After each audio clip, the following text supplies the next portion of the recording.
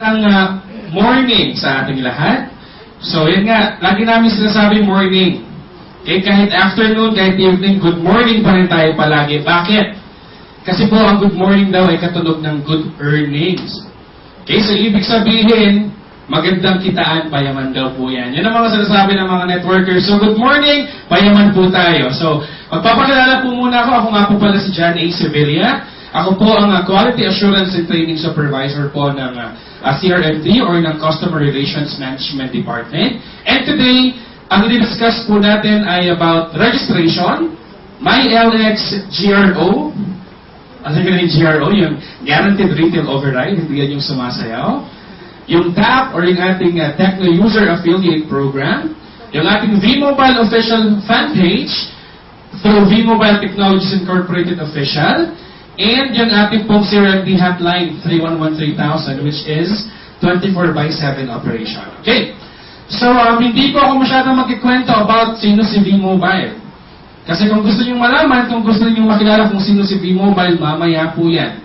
Alas 4 hanggang alas 10 ng gabi. So, bago po tayo magsimula, gusto ko pong malaman, lahat na po ba tayo ay miyembro ni V-Mobile, bukod sa akin? Lahat na po ba tayo ay mga technopreneurs or mga techno-users? Alright, so meron pa po ba mga magiging miyembro pa lang or ka-family ni V-Mobile? Alright.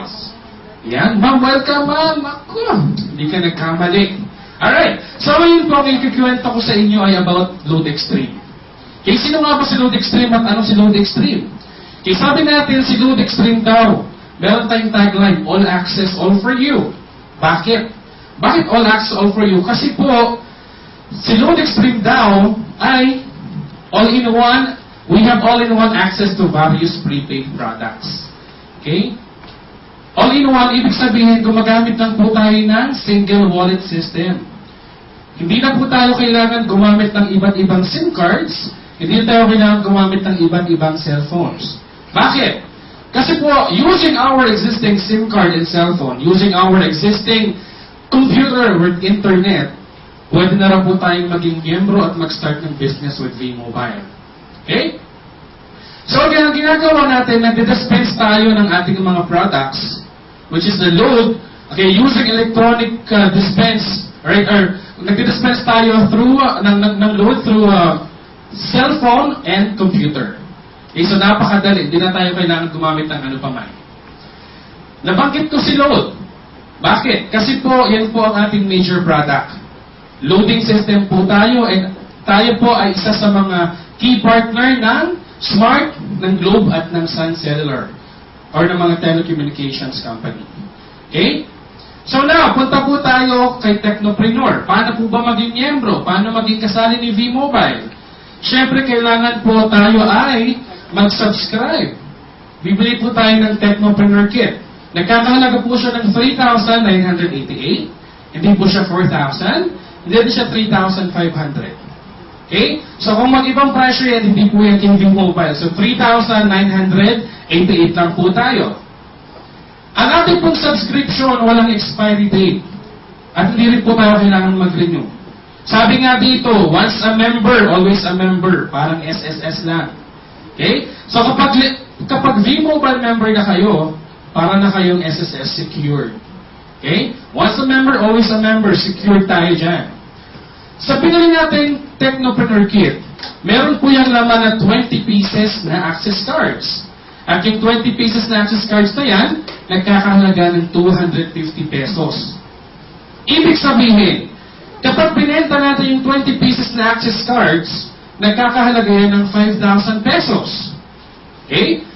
Ibig sabihin din na pag nabenta natin lahat yan, bawin-bawi na natin yung puhunan natin ng 3,988. May tubo pa tayo.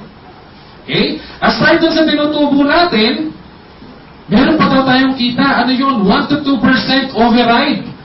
Right? Sa lahat ng transaction ng ating mga techno-users or override doon sa mga binibenta ng ating mga techno-users. 1-2% yun. Kung magkano man ang nabenta nila, meron tayong 1-2%. Okay? And again, sa ating fast track, meron agad tayong 20 pieces. Okay, so kung 20 yung Tecno users mo, sa lahat ng 20 na yan, meron tayong 1 to 2% na kinikita sa mga binibenta nila. Okay, sabihin mo na lang na 1,000 bawat isa, isang araw. Magkano na yon? Sa isang buwan, magkano na yon?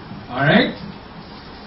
Tapos, kapag tayo daw ay miyembro na ni V-Mobile, kapag tayo daw ay isa ng technopreneur, meron tayong access sa Enterprise Online Facility. Okay? Kung saan nakikita natin yung transactions. Kung saan nakikita natin sino ang niloadan natin, ano ang niload natin, magkano ang balance natin. Lalaman din po natin sino ang upline natin, sino ang downline natin, at sino ang mga technopreneurs. Nakikita natin yan sa ating account through loadextreme.ph. Okay, now, more on technopreneur, punta naman tayo kay techno user. Ito yung techno user, ito yung binabanggit ko na nagkakahalaga ng 250 pesos using the card itself. Okay? So kapag binenta natin siya 250 pesos, yung 250 pesos na yan, hindi po yan load. Yung 250 pesos na yan, subscription lang po yan. Yan po ay membership. Paano? Okay? 250 pesos para makapagsimula ka ng business mo, ng inyong loading business. Normally sa mga retailers, sa mga iba't ibang telcos, ang retailers yun nila nagkakahalaga ng 1,000 pataas. Sa atin, 250 pesos lang, pwede ka na mag-start ng business at pwede ka na maging techno user. Okay?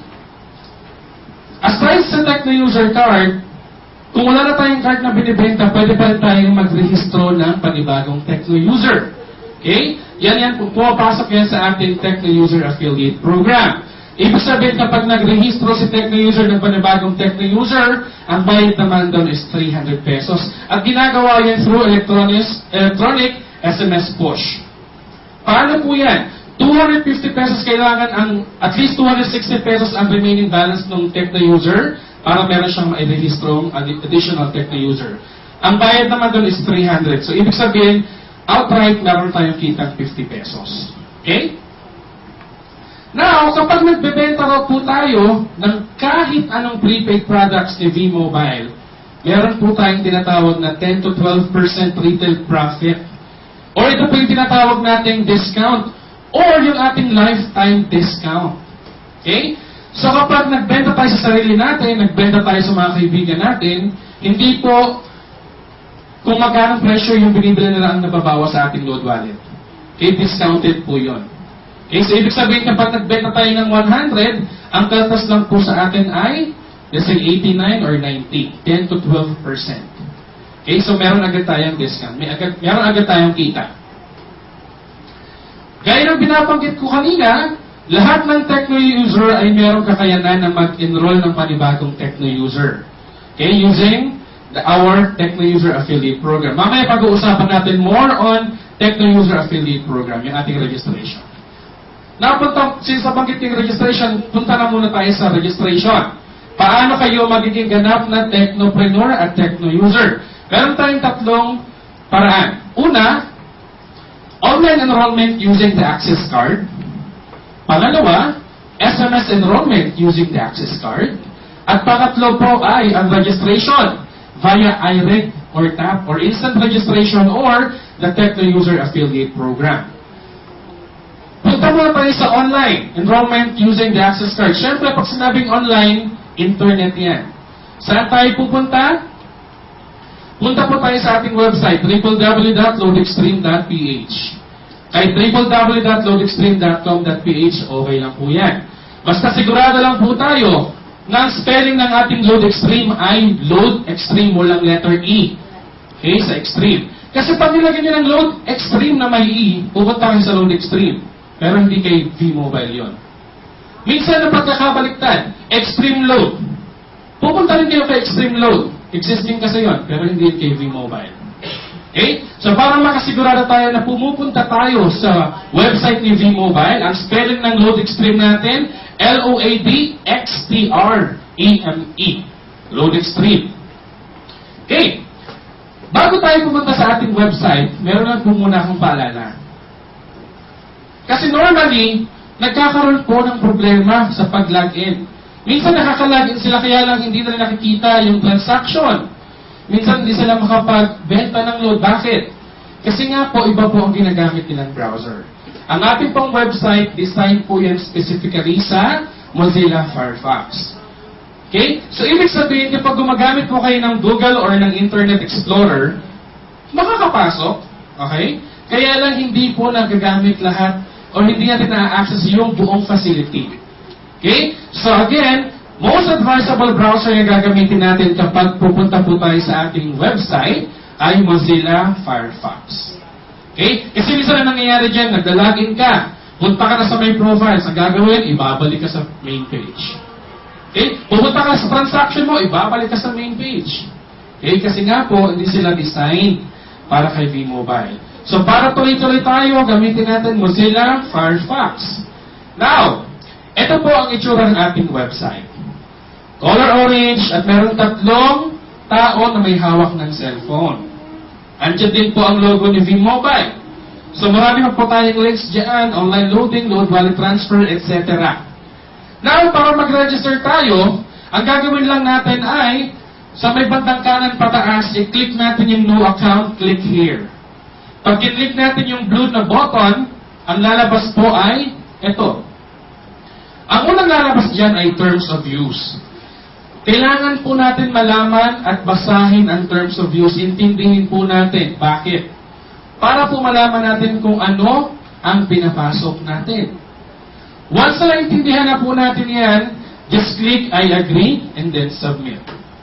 Pag ang kinlik po ninyo ay disagree, hindi na po kayo didiretso pa. Pero once you click I agree and then submit, eto na po yan. Registration itself. Alright? Ang kailangan lang po dyan ay inyong full name, ang inyong complete address, date of birth, yung ating cellphone number, yung ating ID number na matatagpuan sa ibabaw ng ating access cards, at yung ating SAC, or yung SAC, or the Service Activation Code. Right? Na kinikis-kis po sa likod ng ating access card. Yung unang-unang kinikis-kis, yun po yung SAC. Pag nailagay na po natin lahat ng information, kompleto, tama at eksakto, click na po natin ang submit. Pagkatapos po niyan, pag na-click na natin ang submit, bibigyan po tayo ng system ng susi. Yung susi na po na yan, ay ang ating gagamitin sa lahat ng ating transactions. Yan po ang tinatawag nating PIK or the Personal Identification Key. Sinabing personal kasi pang-inyo lang po yan. Hindi po yan EIP or the Everyone's Identification Key. Okay? Ibig sabihin, pag personal, sa inyo lang, dapat walang ibang makaalam. So kapag lumabas na po ang information na yan, it's very important na kopyahin natin, kabisatuhin natin. Okay? Para sa susunod na transaction natin, alam natin ang ating gagamitin. Kapag kayo ay Tecno user, tapos na ang registration ninyo, pag lumabas na yan, ang gagawin nila ng Tecno user ay mag-replenish ng load wallet and benta na kayo ng load. Kapag kayo naman ay bagong in-sponsoran or kayo ay technopreneur, ang gagawin nyo, i-click niyo pa po yung Activate Business Center. Okay? Bakit nyo po kailangan i-click yung Activate Business Center? Yan na po yung ating networking site. Okay? So kapag kinlik po ninyo ang Activate Business Center, ito na po ang lalabas. Yung MyLX Activation. Inuulit ko po, yung kanina, registration natin yan para maging technopreneur and techno user para makabenta tayo ng load. Okay? Dito naman po ang ating networking site. Now, ang kailangan lang natin gawin, ilagay ang ating LXID, ang PIK, etc. Tanong, kanina po bang LXID at PIK ang inalagay natin sa MyLX Activation?